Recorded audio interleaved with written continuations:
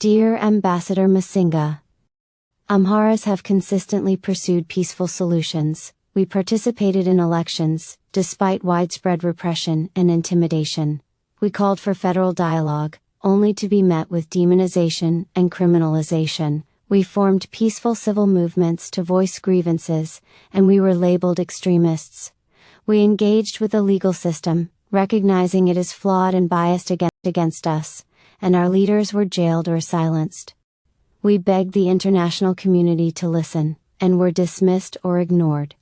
When all avenues of peaceful resistance were shut down, and when drones rained down on our communities, the war was not chosen, it was imposed upon us. Yet, the US government continues to demand peace from Fano and the Amhara people, while refusing to acknowledge that the primary obstacle to peace is the ethno-fascist regime of Abiy Ahmed and his genocidal war on our people. You recently released a statement acknowledging drone attacks on civilians, only to water it down, signaling to the government of Abiy Ahmed that Amhara lives are expendable. You have also referred to Addis Ababa as Finfin, using politicized language that aligns with ethno-nationalist narratives rather than diplomatic neutrality. This reflects the bias that Amharas experience at every level of Western engagement. This is not new. U.S. foreign policy toward the Amhara people has long been distorted by a narrative of Amhara dominance, a false claim that fuels Amhara genocide, but also shaped by colonial propaganda. Declassified cables and WikiLeaks documents show framing of Amharas as historic oppressors, justifying Amhara political exclusion, persecution, and ignoring atrocities committed against us. In a 2009 U.S. diplomatic cable, human right violation complaints were described as ethnic nostalgia, and legitimate grievances were dismissed as political opportunism. Successive U.S. administrations supported the EPRDF regime, even as it disenfranchised and massacred Amharas across Ethiopia.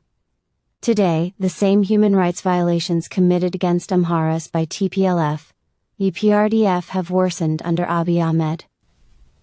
This brutality continues because the United States gives him a green light, through military aid, political support, and silence, which enables war crimes against Amharas and human rights abuses across Ethiopia. In the 1990s, the US government intentionally denied that there was genocide in Rwanda.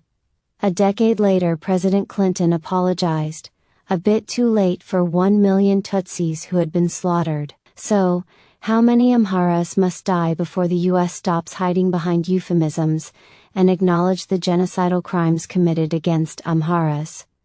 We are sick and tired of being told to lay down arms while we are being bombed.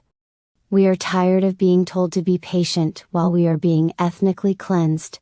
It is not the Amhara who are blocking peace, it is Abiy Ahmed, who jails journalists, weaponizes aid, and as you said, Ambassador, wages war on his own citizens. Please stop insulting the intelligence and humanity of the Amhara and Ethiopian people, by using coded language, and by retracting the truth, not for diplomatic purposes, but to embolden a violent regime. For the record, this is not a rejection of peace, dialogue, or any other form of diplomatic engagement. It is a rejection of the selective and dishonest approach that continues to ignore atrocities committed against Amharas, while enabling those who violate peace to do so with impunity, all while demanding restraint from the very people under attack.